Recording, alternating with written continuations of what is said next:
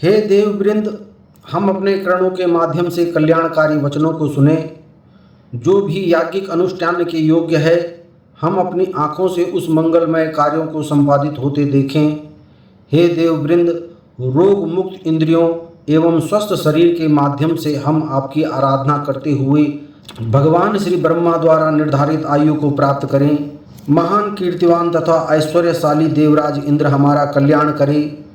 विश्व के ज्ञान स्वरूप सर्वज्ञ और सबको पोषण देने वाले भगवान सूर्य हमारा कल्याण करे। जिनके चक्र के समान गति कोई रोक नहीं सकता, वे गरुड़ देव हमारा कल्याण करे। अरिष्ट नेमि जो प्रजापति है तथा सभी पापों का नाश करने वाले, वे हमारा कल्याण करें। वेद वाणी के स्वामी सतत वर्धनशील बृहस्पति हमारा कल्याण करे।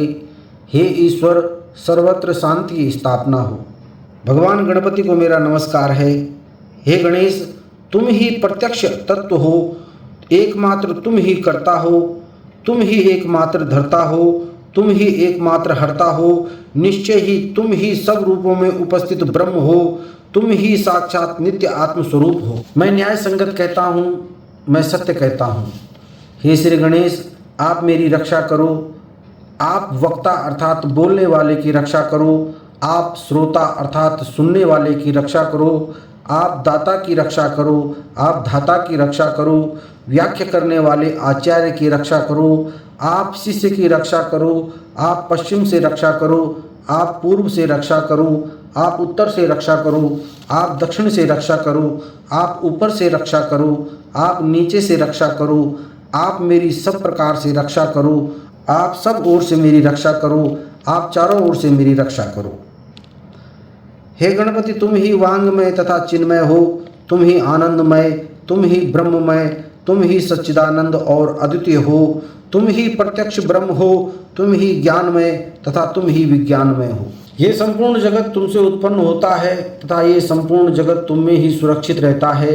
ये संपूर्ण जगत तुम में ही विलय को प्राप्त होगा। ये संपूर्ण जगत तुम में ही प्रतीत हो रही है। तुम ही भूमि, जल, अग्नि, वायु और आकाश हो।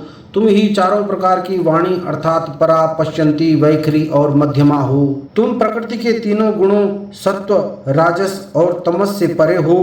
तुम जागृत, स्वप्न और सुषुप्ति इन तीनों अवस्थाओं से परे हो। तुम स्थूल, सूक्ष्म और वर्तमान तीनों देहों से परे हो। तुम भूत, भविष्य और वर्तमान तीनों कालों से परे हो। तुम मूलाधार चक्र में नित्य स्थित रहते हो। इच्छा, क्रिया और ज्ञान तीन प्रकार की शक्तियां तुम ही हो। प्रत्येक योगी जन तुम्हारा ही नित्य ध्यान करता है। तुम ही ब्रह्म हो, तुम ही विष्णु हो, तुम ही रुद्र हो, तुम ही इंद्र हो, तुम ही अग्नि हो, तुम ही वायु हो, तुम ही सूर्य हो, तुम ही चंद्रमा हो, तुम ही ब्रह्म हो। भू, भुव, स्वः ये तीनों लोक तथा ओंकार वाच्य पर ब्रह्म भी तुम ही हो। गण के प्रथम शब्दांश ग का उच्चारण करने के बाद वर्णों के आदि अर्थात आ उच्चारण करे। उसके बाद अनुस्वार अर्थात मां का उच्चारण करें। इसके बाद अर्धचंद्र से सुशोभित इस प्रकार गंग ओंकार से अवरुद्ध होने पर तुम्हारे बीज मंत्र का स्वरूप ओम गंग बनता है। गंकार प्रथम रूप है, अंकार मध्य रूप है, अनिस्वार अंतिम रूप है, बिंदु ऊपर अर्थात ऊपरी रूप है, नाद संधान होता है। ये सभी आपस में मिलकर ओम गंग ये रूप बनाते हैं। इसे गणेश विद्या कहते हैं। गणक इसके ऋषि हैं। निश्चित गायत्री छंद गणपति देवता हैं और महामंत्र ओम गंग गणपतये नमः है। हम एक दंत को जानते हैं, वक्रतुंड का ध्यान करते हैं। वह दंती अर्थात गजानन हमें जागृत प्रदान करें। ये मंत्र गणेश गायत्री कहलाता है। भगवान एक दंत अर्थात श्री गणेश चार भुजाओं वाले हैं। वे चारों हाथों में पास, अंकुश, अभय और वरदान की मुद्रा धारण किए हुए हैं। उनकी ध्वजा पर मूषक का चिन्ह है। वे रक्त वर्ण तथा लंबोदर हैं। उनके कर्ण सूप के समान बड़े बड़े हैं। उनके रक्त के समान वस्त्र धारण करने वाले, शरीर पर रक्त चंदन का लेप किए हुए, रक्त पुष्पों से पूजे जाने वाले, वे भक्त पर अनुकंपा करने वाले हैं।